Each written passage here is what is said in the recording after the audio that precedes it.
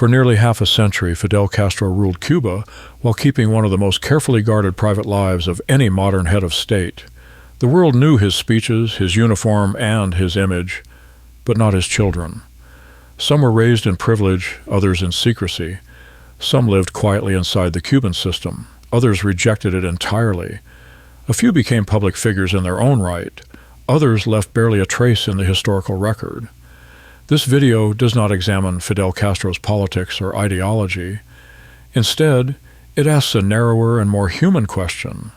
What became of his children?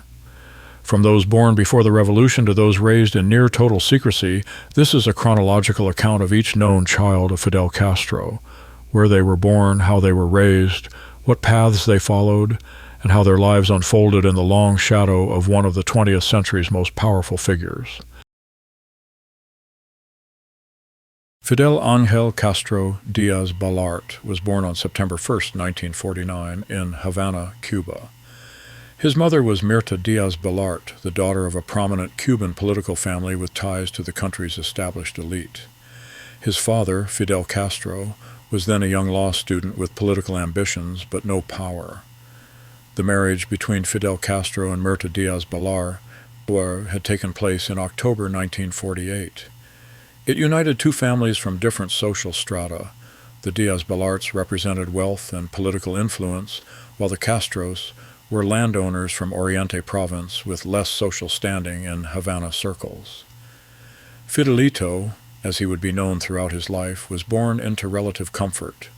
His early months were spent in a Havana apartment far removed from the revolutionary activities that would soon dominate his father's life.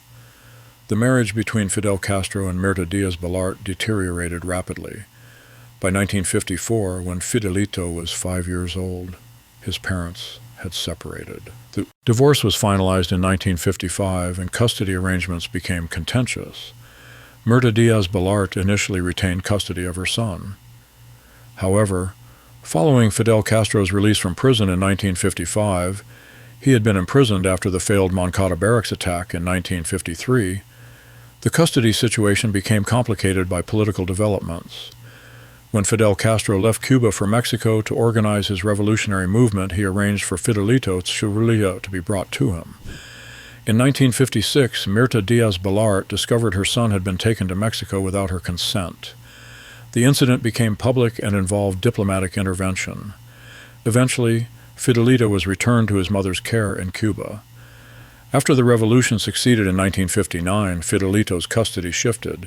He went to live with his father in Cuba, while Mirta Díaz-Balart eventually left for Spain and later the United States. The separation from his mother would shape much of Fidelito's childhood. Throughout the 1960s, Fidelito was the only child Fidel Castro publicly acknowledged. This gave him a unique position. He was visible yet isolated by the circumstance of his father's role. He attended Cuban schools initially, but his education would soon take him abroad. Unlike the children who would be born later to Fidel Castro, Fidelito grew up with some degree of public recognition, though he was largely shielded from media attention during his formative years. His relationship with his mother remained limited after 1959. Mirta Díaz-Balart remarried and lived in exile while Fidelito remained in Cuba under his father's household arrangements. In the 1960s, Fidelito was sent to the Soviet Union for his education.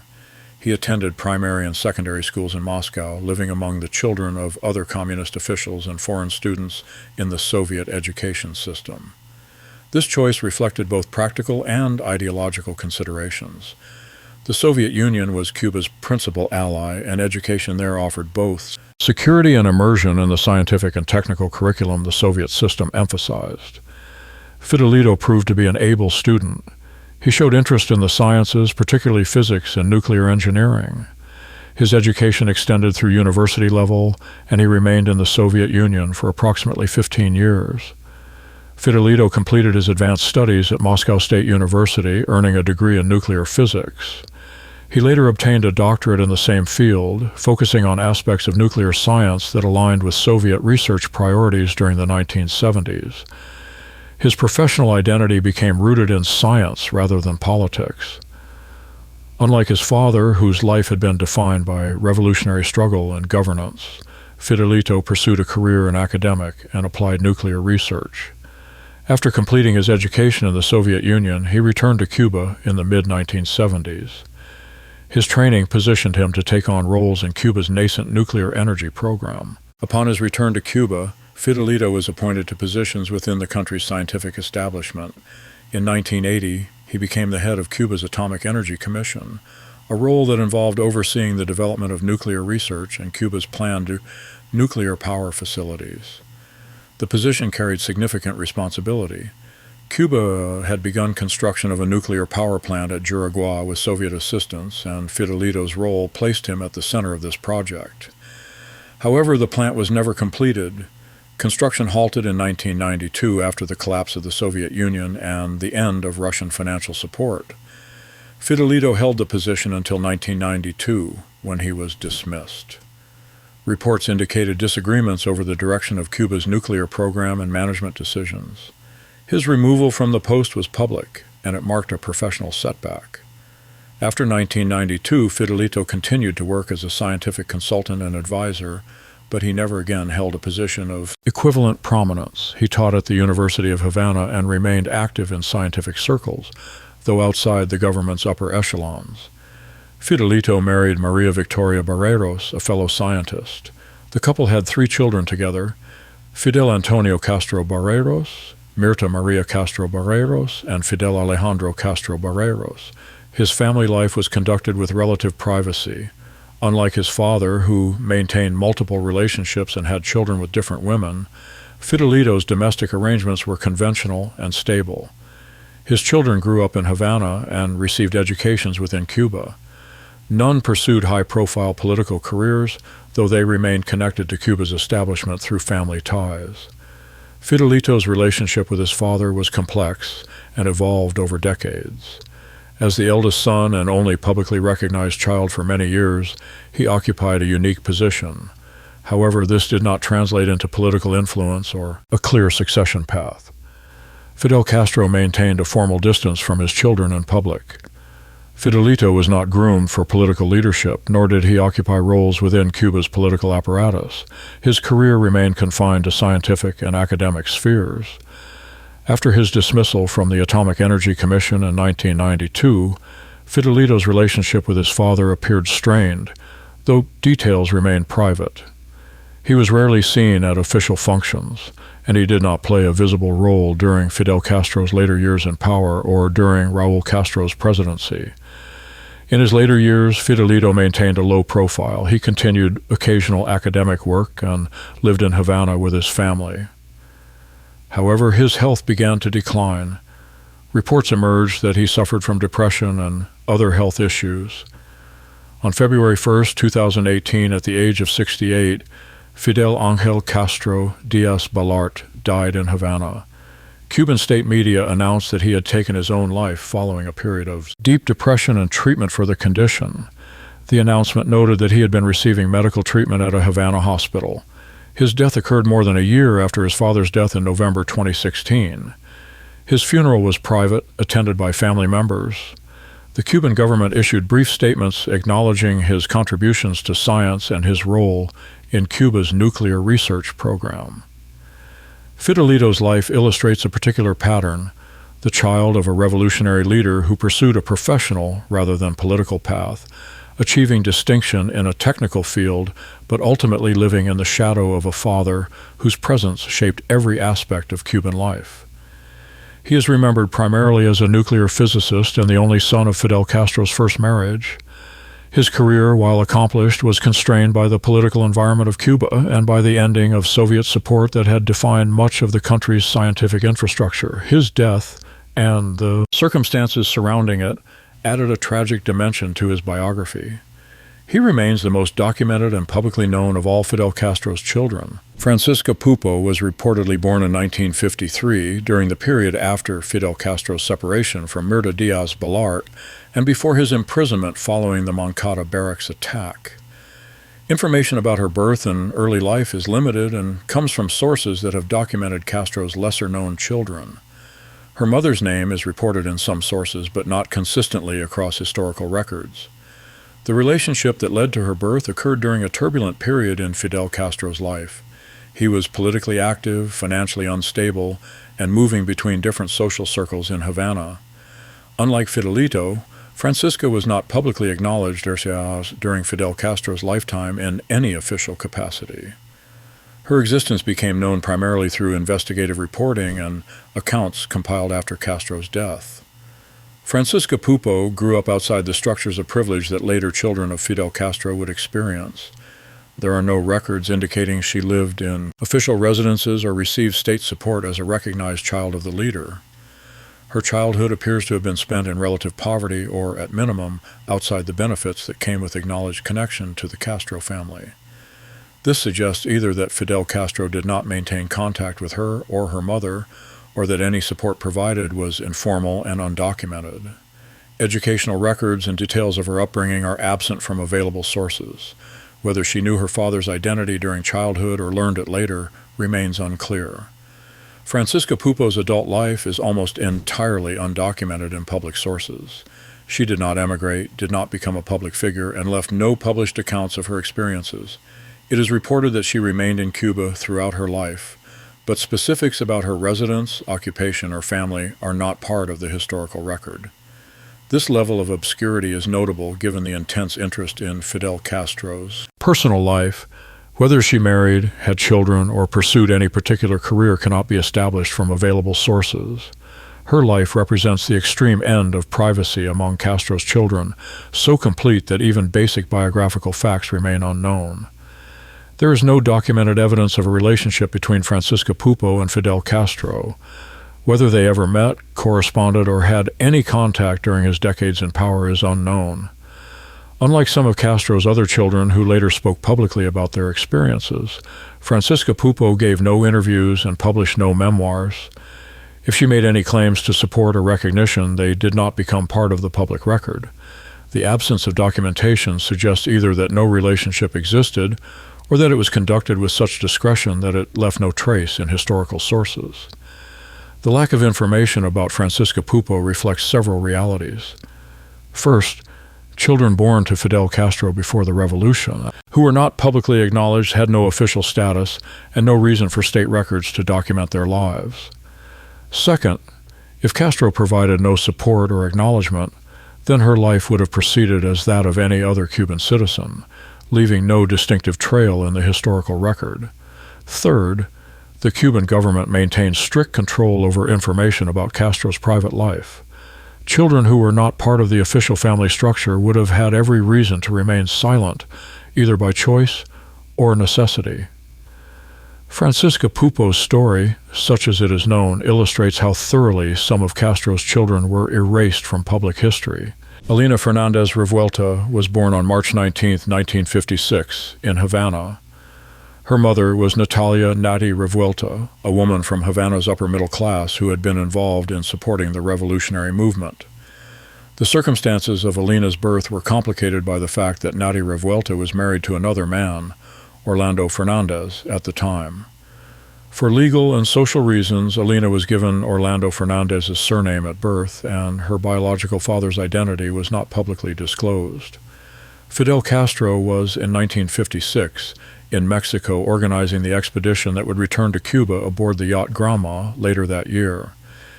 He and Nati Revuelta had maintained a relationship during the early 1950s, but the details remained private. Alina's birth occurred during one of the most precarious periods of Castro's life, between prison, exile, and the imminent return to Cuba to begin guerrilla warfare. Alina was raised primarily by her mother in Havana. Nati Revuelta was well educated and moved in intellectual circles. Despite her support for the revolution, she maintained a lifestyle distinct from the austerity that would later characterize revolutionary rhetoric. Alina grew up in an environment that valued education and culture. Her mother ensured she attended good schools and had access to books and music. However, her father's identity was kept from her during early childhood. Orlando Fernandez remained Alina's legal father until Nati Revuelta's marriage to him ended. The divorce occurred after the revolution's success, though the exact timing is not consistently reported. Alina has stated in interviews and memoirs that she learned Fidel Castro was her biological father when she was approximately 10 years old. The revelation came from her mother, and it transformed her understanding of her own identity. By this time, Castro had been in power for several years. The knowledge that she was his daughter placed Alina in an unusual position. She was connected to the country's leader by blood, but not acknowledged publicly or integrated into his official family structure. Her relationship with Castro during her youth involved occasional visits. She has described meetings that were brief and formal, lacking the warmth of a traditional father-daughter relationship. These encounters occurred at residences controlled by state security, emphasizing the distance between them. Alina attended school in Havana and later studied at the University of Havana. Her education proceeded within the Cuban system, though her connection to Castro likely afforded her certain privileges, even if unofficial. She married young, in her late teens, and had a daughter, Alina Fernandez, in the mid-1970s. The marriage did not last, and Alina raised her daughter largely on her own, with support from her mother. During the 1970s and 1980s, Alina worked in various capacities, including modeling and other roles within Cuba's cultural sphere. She lived in Havana and remained embedded in Cuban society, though she later described growing disillusionment with the system. Her relationship with Castro remained distant.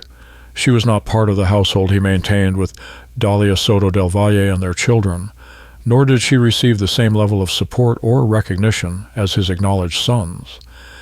In 1993, Alina Fernandez left Cuba under dramatic circumstances. She disguised herself using a wig and false identification documents, traveling to Spain on a tourist visa. Once outside Cuba, she requested asylum in the United States. Her departure was not authorized by Cuban authorities, and it represented a definitive break with her father and the Cuban government. The method of her escape, using disguise and deception, illustrated the level of surveillance and control that surrounded even those with family connections to leadership. She arrived in the United States in December 1993 and settled in Miami, joining the large Cuban exile community there. Her defection was publicized, and she became one of the most prominent critics of Fidel Castro among his family members. After arriving in the United States, Alina established herself as a writer and public speaker. She published her memoir, Castro's Daughter, an exile's memoir of Cuba, in 1997. The book detailed her childhood, her relationship with her father, and her reasons for leaving Cuba. The memoir was frank about the contradictions of her upbringing, privilege in some respects, absence in others. It also criticized the Cuban government and her father's leadership, positioning her as an opposition voice. Alina gave interviews to major media outlets and became a sought-after commentator on Cuban affairs, particularly topics related to Castro's personal life and the internal workings of Cuba's leadership. She also appeared at events organized by Cuban exile groups. In addition to writing, she worked as a model and participated in various media projects. Her visibility as Castro's daughter gave her a platform, though it also defined the terms of her public identity. Alina's daughter, Alina Fernandez, left Cuba in 1994, shortly after her mother. Alina also settled in the United States, and mother and daughter rebuilt their lives in Miami. Alina later married and had children, making Alina a grandmother. The family maintained close ties and lived relatively private lives compared to Alina's public presence as a commentator and writer. Alina has spoken about the challenges of raising a daughter in Cuba, and the decision to leave is motivated in part by wanting better opportunities for Alina. Her family life in exile centered on Miami's Cuban community. After leaving Cuba, Alina maintained a consistently critical public stance toward her father. She gave interviews describing him as absent, cold, and authoritarian in personal relationships as well as governance. She stated that they had no contact after her departure. Castro never publicly acknowledged her as his daughter during his lifetime, though her maternal connection and physical resemblance made the relationship widely known. When Fidel Castro died in November 2016, Alina gave media interviews expressing complex emotions, relief that his era had ended, but also acknowledgement of loss. She did not travel to Cuba for any funeral or memorial services. Alina Fernandez's memoir and subsequent writings constitute one of the few insider accounts of Fidel Castro's private life. Her testimony provides details that are absent from official Cuban sources and offers a perspective that contrasts sharply with the image Castro cultivated. She is often cited by historians and journalists writing about Castro's personal life. Her account, while subjective, fills gaps in the historical record regarding how Castro related to his children and conducted his private affairs. Alina remains active as of recent years, continuing to comment on Cuban politics and her father's legacy. She represents the most publicly visible of all Castro's children who broke with him, and her life story encapsulates the tensions between family connection and political opposition. Beginning in the 1960s, Fidel Castro entered into a long-term relationship with Dalia Soto del Valle. This relationship produced 5 sons, all of whom were raised largely outside public view. Unlike Fidelito and Alina, whose existences were known or eventually revealed, the children of Castro and Soto del Valle were kept secret for decades. Dalia Soto del Valle was described as a former teacher from the central Cuban town of Trinidad. She met Castro during the 1960s and became his long-term companion, though they never married in any official capacity that was made public. The household they shared was located in Havana in a residential compound that provided security and privacy. The 5 sons, Alexis, Alex, Alejandro, Antonio, and Angel, grew up within this protected environment. Alexis Castro Soto del Valle is reported to have been born in the late 1960s, though exact birth dates for the children of Dalia Soto del Valle are not consistently documented. He was the eldest of the 5 brothers. His early childhood was spent entirely within the secure residences maintained for Fidel Castro's private life. Access to these locations was strictly controlled, and the children's existence was not acknowledged publicly. Alexis and his brothers were raised with privileges unavailable to ordinary Cubans: access to imported goods, private education, recreational facilities, and international travel when deemed appropriate. However, these privileges came with the constraint of secrecy. The children were reportedly educated by private tutors or in special schools attended by children of other high-ranking officials. They had limited interaction with the general Cuban population and were shielded from the hardships that characterized life in Cuba during periods of economic crisis. Information about Alexis's adult life is extremely limited. Unlike his brother Antonio, who became more visible due to interest in sports medicine, or Alejandro, who took on roles within government, Alexis maintained a low profile. There are no confirmed reports of Alexis pursuing higher education abroad, taking on government positions, or engaging in business activities. If he pursued any career, it was conducted without public documentation. This level of privacy, maintained over decades, required both personal discretion and state enforcement. The Cuban government's control over media and information ensured that the children of Dalia Soto del Valle remained largely unknown. The nature of Alexis's relationship with his father is undocumented in available sources. Unlike Fidelito, whose relationship with Castro evolved over time and involved both public roles and eventual estrangement, Alexis's life suggests either complete privacy or an existence entirely separate from his father's public activities. Whether Fidel Castro maintained regular contact with Alexis, involved him in family gatherings, or had any substantive relationship beyond basic support is unknown. The absence of information suggests deliberate boundaries were maintained. Alex Castro Soto del Valle was born in the late 1960s or early 1970s, making him close in age to his brother Alexis. Like his siblings, his exact birth date was not publicized during Fidel Castro's lifetime. He grew up in the same protected household as his brothers, with Dalia Soto del Valle as the primary maternal figure. The environment emphasized security and privacy above all else. Of the 5 brothers, Alex became the most publicly known, though still maintaining significant privacy. He developed an interest in photography and pursued it as a serious avocation and later as a profession. He is reported to have studied photography and received training that allowed him to develop technical skills. Unlike his brothers, Alex's creative interest gave him a reason to interact with Cuba's cultural institutions and, eventually, with subjects outside the family circle. Alex Castro, worked as a photographer for Cuba Debate, a Cuban state media outlet. His work included photojournalism and official photography documenting events involving Cuban leadership, including his uncle Raul Castro after he assumed the presidency. Some of Alex's photographs have been published, and he has been credited by name in Cuban media. This makes him unique among the children of Dalia Soto del Valle. He has a documented professional identity and a body of work that exists in the public sphere. His photographs have appeared in exhibitions in Cuba, and he has been recognized within Cuba's artistic community. However, he rarely gives interviews and maintains personal privacy despite his professional visibility. Alex's work as a photographer occasionally brought him into proximity with his father during official events. Photographs exist showing Alex at public functions, though his relationship to Fidel Castro was not identified in captions during Castro's lifetime. After Castro's death in 2016, Alex was photographed at the funeral and memorial services standing with other family members. These images represent some of the few public acknowledgments of his existence as Castro's son. The nature of their personal relationship remains undocumented. Alex has not given interviews about his father or published memoirs, maintaining the family pattern of privacy. Alejandro Castro Soto del Valle was born in the 1970s, making him one of the younger children of Fidel Castro and Dalia Soto del Valle.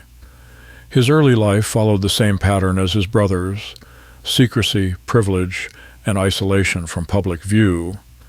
He grew up during a period when Cuba's economic situation was more stable than it would become in the 1990s after the Soviet collapse.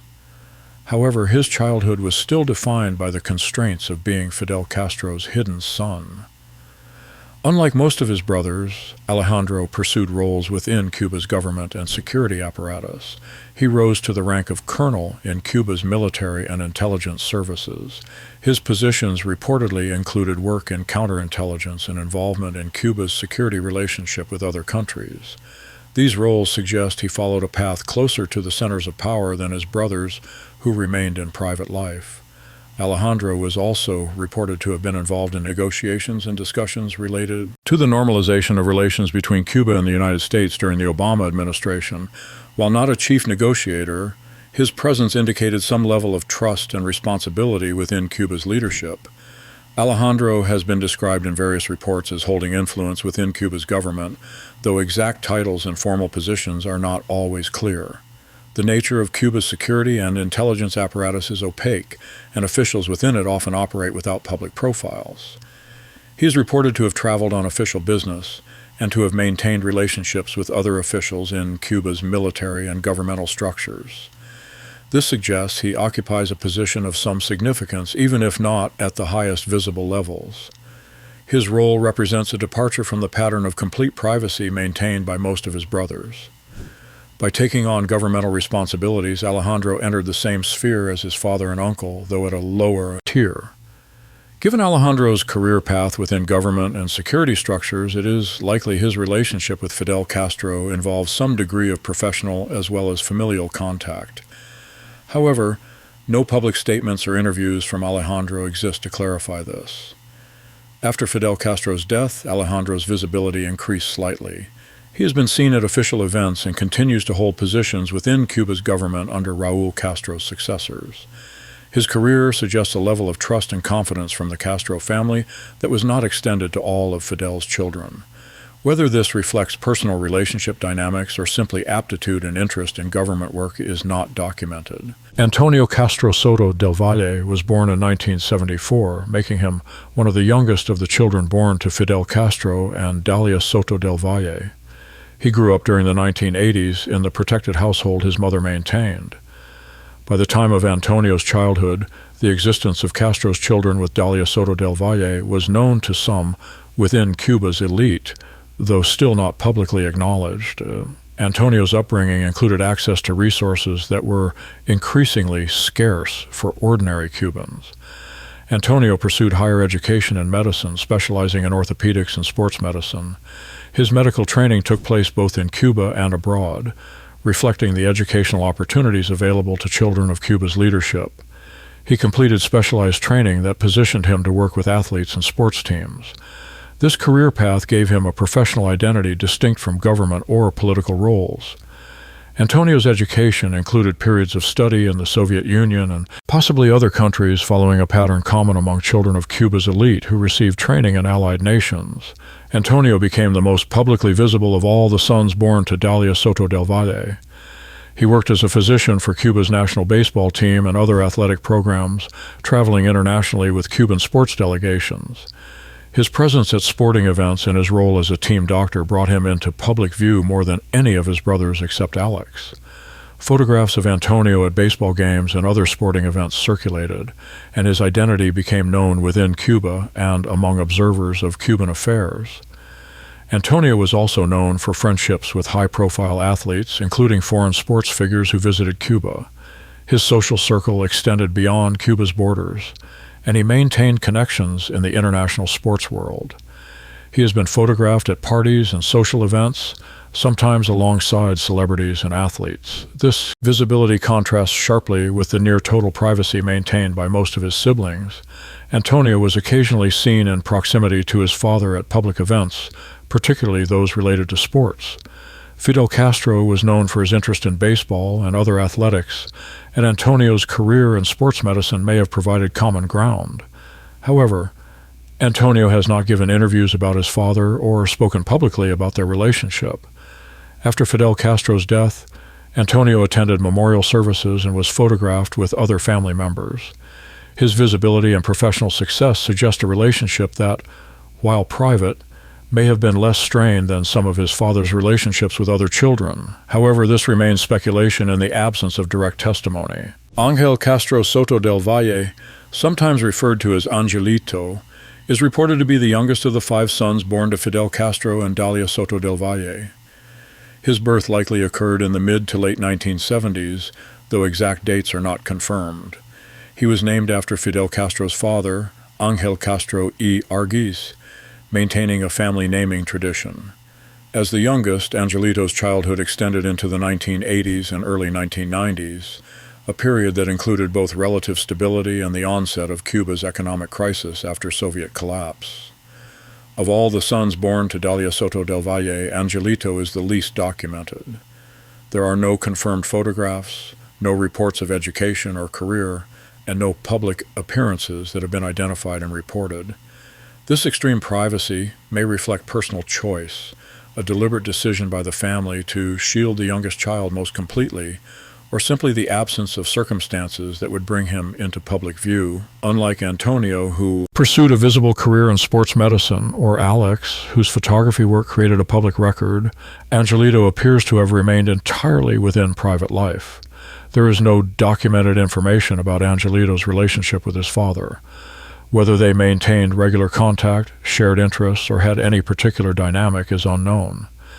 The lack of information extends even to basic facts such as whether Angelito pursued higher education, married, or had children. This represents the most complete privacy maintained by any of Fidel Castro's acknowledged children. Beyond the children discussed above, there have been reports of additional offspring attributed to Fidel Castro. These reports vary in credibility and documentation. The following accounts represent the most commonly cited additional children, though verification is limited or absent. Abel Castro Vera is reported to have been born in 1983 when Fidel Castro was 57 years old. His mother is identified in some sources as Juanita Vera, though details about her are sparse.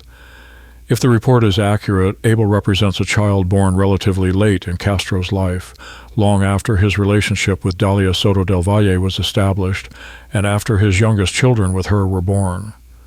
The circumstances of Abel's birth and the nature of Castro's relationship with his mother are not documented. Whether this was a brief relationship or a more sustained connection is unknown. There is almost no information available about Abel Castro Vera's childhood or upbringing. It is not clear whether he was raised in Cuba or elsewhere, whether he had contact with Castro, or whether he was acknowledged within the family. Unlike the children born to Dalia Soto del Valle, who were at least known within certain circles, even if not publicly, Abel's existence has been reported primarily through investigative journalism and biographical accounts compiled after Castro's death. His education, residence, and life trajectory are undocumented.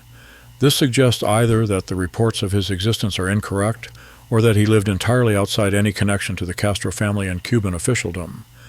There is no documented evidence of a relationship between Abel Castro Vera and Fidel Castro. No interviews, photographs, or confirmed reports of contact exist.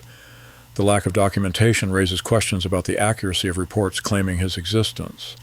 However, given the thoroughness with which Castro's private life was guarded, absence of evidence is not necessarily evidence of absence. A child named Ciro is mentioned in some biographical accounts as having been born to Fidel Castro in the early 1960s. The reports provide no information about the mother, circumstances of birth, or any details of Ciro's life. The early 1960s were a tumultuous period in Cuba. The Bay of Pigs invasion, the missile crisis, and the consolidation of the revolutionary government all occurred during this time. Castro's personal life during this period is poorly documented. Ciro has left no trace in any public record, photographic documentation, or credible biographical account beyond mentions in lists of alleged children. There are no reports of him as an adult, no confirmed emigration records, and no claims of relationship with the Castro family. This level of absence is notable even given the secrecy that surrounded Castro's private life. It suggests the reports may be inaccurate, or that Ciro died young, or that he lived under a different identity entirely. The case of Ciro illustrates the challenges historians face when documenting the private lives of figures who controlled information tightly. Reports can circulate and be repeated without ever being verified or disproven. Responsible historical accounts must distinguish between confirmed information, plausible but unverified reports, and speculation.